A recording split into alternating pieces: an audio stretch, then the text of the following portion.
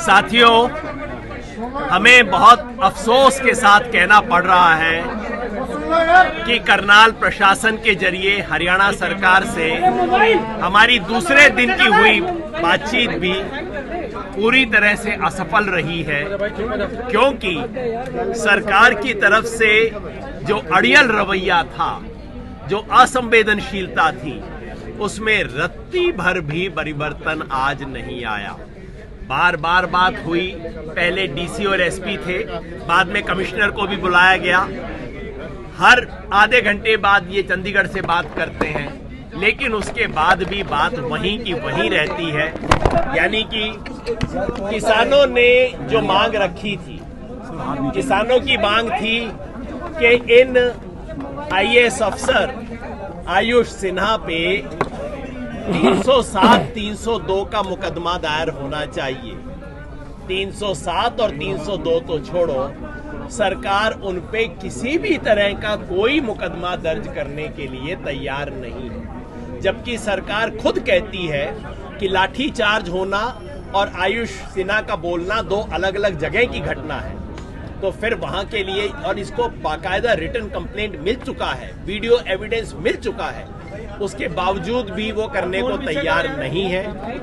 और दूसरा, किसानों की मांग थी कि जिस अफसर ने इस किस्म का बेहुदा, इस किस्म का गैर कानूनी आदेश दिया है, उसको सर्विस से बर्खास्त किया जाए। बर्खास्त करना तो छोड़िए, सरकार उनको सस्पेंड करने के लिए भी तैयार नहीं है, जिसका मतलब है कि मामला कुछ खास है, जिसका मतलब है कि सीएम सिटी में काम करने वाला आईएएस अफसर खुद अपनी समझ से काम नहीं कर रहा था, उसके पीछे सीएम का हाथ था। इसलिए वो सामान्य काम जो हर रोज हरियाणा में होता है, डॉक्टर को सस्पेंड कर दिया, टीचर को सस्पेंड कर दिया, किसी अफसर को सस्पेंड कर दिया, फिर इंक्वायरी करवाई, जो दिन में दर्जन बार होता है, इस अफसर जिसके खिलाफ प्रमाण है, पूरी दुनिया ने देख लिया है, उस पे करने को तैयार नहीं है। इसलिए मुझे अफसोस होता है कि किसान संविधान और कानून की बात कर रहे थे और संविधान और कानून की कुर्सी पे बैठे हुए लोग बिल्कुल उसको मलिया मीट करने की बात कर रहे थे। इसलिए हमने आगे सोचा है क्या कार्यक्रम होगा, जो हमारे भाई बताएंगे। क्या कहना चाहेंगे? आज भी तीन घंटे मीटिंग आज हुई और 2 घंटे मीटिंग कल हुई, लेकिन अधिकारी पूर्ण रूप से उस अधिकारी को बचाने का पक्षधर कर रहे हैं, उस पर मुकदमा लिखने को तैयार नहीं है, उसको सस्पेंड करने के लिए तैयार नहीं है। और यही कारण है कि 3-3 घंटे में और कई दौर की मीटिंग आज भी हुई।